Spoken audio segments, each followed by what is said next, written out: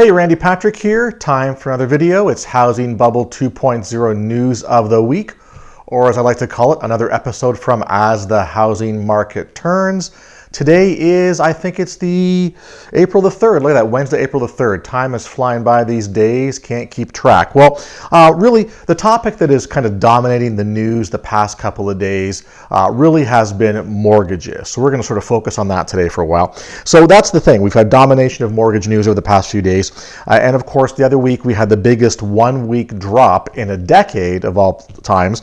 The other week, after the Fed's announcement that they would not, of course, increase rates this year and only had one tabled potentially for the next year.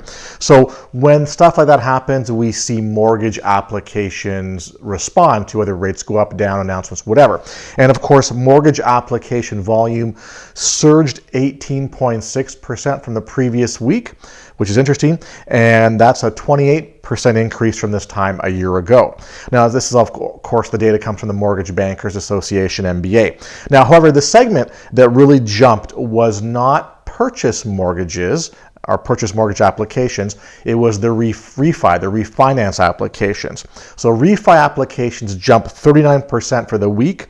That's the highest level since January 2016, and the volume was 58% higher than last year when, of course, rates were higher, which seems to make sense. And according to the survey that they did, the average refi loan size hit a new survey record of $438,900. So that's a scoop. So obviously people took advantage of the lower rates to pull money out, refi, get a better, I don't know if you can get it, you're going to get a better rate, if you're refining from lower rates from before. I think most of these are probably going to be cash out refis, though there's no information to confirm that. That's just my personal feeling here. Now, realize that purchase applications were only up 3% for the week, and this is compared to the previous week, and that's only up 10% year over year. So obviously the big winner was refis, and people are just taking the opportunity to maybe cash out if they couldn't sell their home. So and the average loan size for the purchases actually decreased a bit too. So, we really see here that mortgage rates certainly can trigger the market, and it's obviously, with high prices, rates are very, very important to people's future finances, etc. So they're obviously watching them and they're responding when they drop. So again, the key here is the refi market. I look at it going, people are probably, as I said, probably taking money out of their properties. If you've had your home for sale or thinking of it and you don't know what to do, or you figured, hey, if I have to sell today yet move to someplace else that's going to be more expensive than I anticipated, maybe I'll just take some cash out and do what I need to do. Now, the whole issue with refis is what's that cash going to be used for? Is it going to be used for to solidify or pay off debt, or is it going to be used for home improvement? We don't know those things until later on. It also, this shows us that still the consumer, the house buying sentiment, it still shows us that prices are too expensive. So if we see big jump in refis, but we don't see we saw a marginal jump in purchase applications, it just goes to show that people still have not bought in to the current pricing scheme, I guess you could say. So yes, we've had some, marginal decreases over the past month, but we haven't seen the bigger decreases where people that'll be meaningful material for them so they can make that purchase. But however, this is something interesting, and it was referred to as an ominous sign. So the ARMs, which are adjustable rate mortgages, had the second biggest surge since January 2001. Very, very interesting. So, if you go back to the last housing crisis, a lot of the issues were started through adjustable rate mortgages, and obviously people are going to roll the dice. They're going to take the adjustable rate because it's more attractive, and they're going to roll the dice to hope that as it increases next year, etc., or the rate is adjustable next year, that mortgage rates aren't increasing. And again, they're sort of going on with what the Fed's saying, that they're not going to raise rates this year and maybe only do one for next year. So, again, we're all rolling the dice. There's no guarantee that rates won't raise and go up, but you never know. But again, interesting to note that the ARMs are the second biggest surge, or had their second biggest surge since January 2001. And from, I've been seeing some comments here and there, and the comment is kind of like, well, now that rates have dropped again, it's almost like quantitative easing is back. And when we see that type of mindset, we'll see more people, we will probably see more people jump into the purchase opportunities market, but we'll see what goes on from there. Again, you can get a mortgage, but whether you actually want to pay for that house at that value is still something that has to be determined for the future. Now, speaking of mortgages, this kind of tags on nicely. Zillow, of all people, are now in the mortgage business. This should not come as a surprise. They announced the other day their new home loans division, and it's their latest push to really deal with customers directly. Essentially, we can help you buy and we can help you sell your house, and we can do everything in-house by providing you with financing as well too. So this is again something that is not surprising. I think we've seen the writing on the wall for some time. Zillow has been rolling out their home purchasing opportunities or platform in various metros across the U.S. So this just tags into that right along. Zillow, all in, Zillow projects annual revenues of $20 billion over the next 5 years in this market. So they're out there looking at properties. They're the number one, I guess, data source for the average consumer to look up their home's value. Why not try to sell a home or help you buy a home and finance as well too? Seems to be the thing to do these days, and not to be outdone by Zillow. Facebook, of course, has now set its sights on the housing market, and they intend on building a platform that will aggregate advertisements for housing products and services to you right on your Facebook application. And I guess, how will this be different than Zillow? Well, the thought is that they will integrate milestones and make them social and interactive, and life events like when and the reason why they say so is that buying a home usually comes after a life event. Like if you get a new job, maybe it's time to go out and buy a house. You have a child, time to move out of an apartment or to get a house or get a bigger house if more children are around. So it's triggered by life events, which we all like to post on Facebook. So simple as that. And you could see yourself posting something, or maybe you view a friend's post, hey, just had a child, we're moving to a new house now, and that the artificial intelligence in there's going to be programs and algorithms that'll trigger to say, if you're looking at somebody's post and they're purchasing a new house, that somehow, somewhere, something's going to pop up on your feed or in the advertising section of Facebook that says, hey, looking for a home, or check this out, etc. So they'll find a way to trigger an ad based on what you're seeing and what you're doing. And again, we tell Facebook everything. That's the thing. We disclose so much about ourselves, on social media, and also within this, our about us information, social media, that obviously this is all captured, and Facebook knows a lot about what we're doing. So simple as that. And I look at it going, just one more thing that shows how real estate's becoming more and more of a commodity. So, house buying is not like it used to be. You're not driving around looking at neighborhoods, checking out open houses, whatever. Now you're looking online, you're jumping applications, you're doing all this stuff remotely, technically, kind of, I'll call it hands-off social media type of thing. And then when you're ready to actually go to the house, you do that. So, life has certainly changed with respect to how we look at homes and view home buying and how we want to move forward, I guess. As I said, more third-party websites and services are out there that are, I guess you could say, making the traditional ways of purchasing a home somewhat obsolete as generations move forward here. And this is interesting because this comes after Facebook has had to deal with some issues.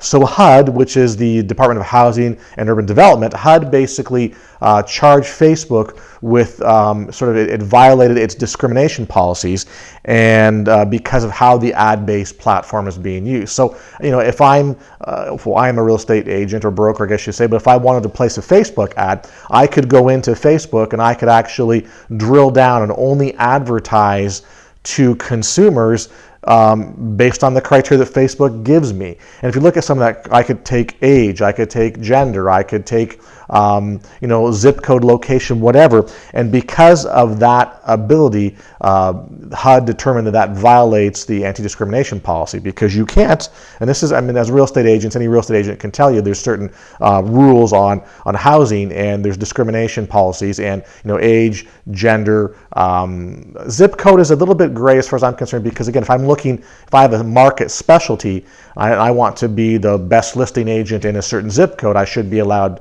to to advertise there, but I guess that's still, from what, if you put that against the HUD standards, that's a violation of the anti-discrimination policy. So there you go. So essentially, that's changed. So they've sort of agreed to change their ad platform, and they're going to move forward. So what this really means, I think it's a double whammy for real estate agents out there and people who want to advertise housing, forms of housing, etc., on Facebook. From a client acquisition perspective, so it's going to be harder for real estate agents to acquire clients via this platform, but also from a revenue perspective, because here's what's going on right now. And just like Zillow did, you go to the real estate market and you essentially get access to the data feed, which is really the MLS, the stuff that's sold on market, that's listed. And Zillow essentially made agents advertise on their own listings. So for those of you that don't know, if I have a listed property on Zillow, that's essentially my listing. However, an agent can pay to be the premium listing, like the premium agent, for a certain area. And my information will be found at the bottom, possibly, or off to the side. That I'm the listing agent or listing broker for this property that's on Zillow. However, if somebody else wants to market, they can be the Zillow Premier agent, for example. So they can actually. So when you look and you go, well, who's the agent? Oh, that person there. That's going to have the more prominent position and be larger, bolder, whatever. So the assumption by the general consumer is that that agent has this property, when in fact he or she does not.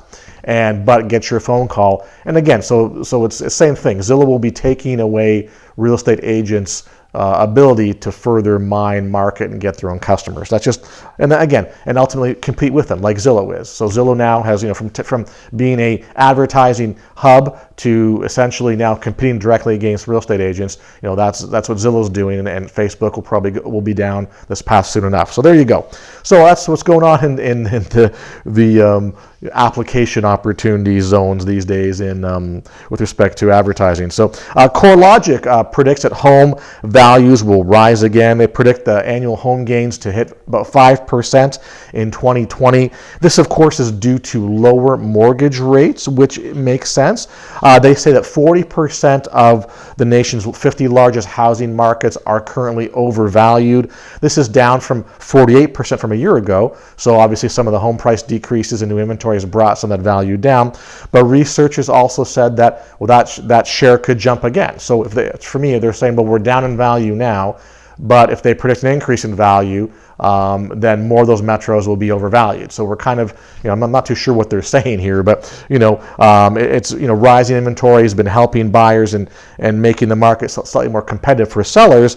But the supply, isn't rising fast enough, and the only area where supply is really rising is in the higher price property range, and obviously entry level affordable homes. As I've said many times, this is the market that suffers and really doesn't have a lot of inventory to sell, and that's where most people need to buy, and they really can't do it effectively with the lack of inventory in that segment. Okay, so again, so we're going to see values yo-yo, or we're going to see them drop. And again, I with respect to how value is looked at these days, I don't think CoreLogic is as what's what I'm looking for. I think they're not as bearish on price decline. They want, obviously their products are based on mortgages and valuation, things like that. They want the values to maintain a higher level because that's where their bread and butter is. Simple as that. So, and finally, if you are thinking of selling your home,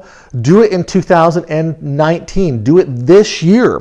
And I read an article that was posted last month in U.S. News and World Report. It had to do with when to sell your home, and it's kind of interesting. And it kind of tags up with what we've been talking about the past couple of weeks. So they say to do it now because it'll be better than 2020 and 2021. And why? Well, here's the 4 reasons they say to sell your house. The new buyers are still entering the market. Interest rates are still on the lower end. You most likely have some high equity in your home, which is great. And selling now will be better than waiting until 2020, which tags up to a Zillow research study that was done actually last May, so May of 2018, and they referenced this in the article, and I found this was kind of interesting because Zillow Research polled about 100 real estate experts and economists, I guess, in their sphere and their scope, and they asked them, when do you foresee a recession? And almost half stated that they see a recession coming in 2020, and about a quarter stated sometime in 2019. And again, this was done, getting close to about a year ago. We're talking 11 months ago.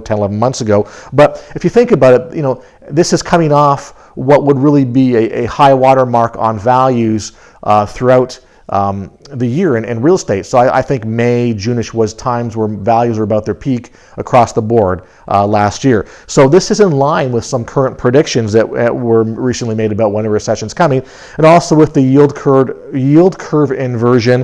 When we take a look at the average time to recession from the yield curve inversion, about 312 days, tends to be right in that first quarter of 2020. So it's almost like going back in time before the yield curve inversion, before we saw more inventory, before we saw house price declines, a fair number of people felt that a recession was in order and we should expect it in 2020. So I just think it's interesting that when we look at today's information, because we have more now, it seems to be in line with what people are saying back, almost a year ago. Quite interesting. So as far as I'm concerned, take note what's going on. We spoke last video about Robert Shiller, what he's saying or what he's not saying, or how to decode what he's saying. And for him, he, as we go back to the topics, he really feels that, there is some changes. He's having a hard time putting his finger on where the market's going. Now, clearly, he doesn't want to say where the market's going. I don't think he ever comes out and says we have major issues, but he alludes to things that aren't right, things that we should be worried about, and things that could have negative impacts on housing value, consumer sentiment, things like that will ultimately affect housing prices down the road. That's a scoop. So anyway, that's it for today. Not a heck of a lot of news going on, but I wanted to focus on the mortgage information. I think it's very interesting that the minute something changes, there's almost like an immediate response with respect to applications or lack thereof, or how the mortgage rates flow through our home buying or home ownership and the economy here. So just keep note of that. Keep an eye on what's going on in your local marketplace, and if you're looking for help, please contact me. I've talked to a number of people lately and referred people to different locations or real estate professionals that can help them, etc. So I'm happy to do that. If you're wanting more information on how to take advantage of the upcoming housing bubble issues and what to do, please contact me as well too. I've got ideas that can help you along with that. I've directed a few people in the right direction here, so I'm happy to help you guys as well too. So once again, thank you for the views. Thank you for the likes. Thank you for all the comments that everyone is posting. It's great to see what's going on in other people's locations. Also gives me some confidence in what I'm saying seems to make sense and resonate with the viewers. Reason being, because from what I hear, from what you're saying, a lot of people are not going to buy until they see some material downgrades in pricing, which I think seems to make sense. So as I said, please share the video if you'd like. And if you're not a subscriber already, please click the subscriber button. Helps me grow the channel, helps me get more access to people out there. So again, thank you very much, and good luck in your housing endeavors, and we'll look forward to speaking with you in a couple of days.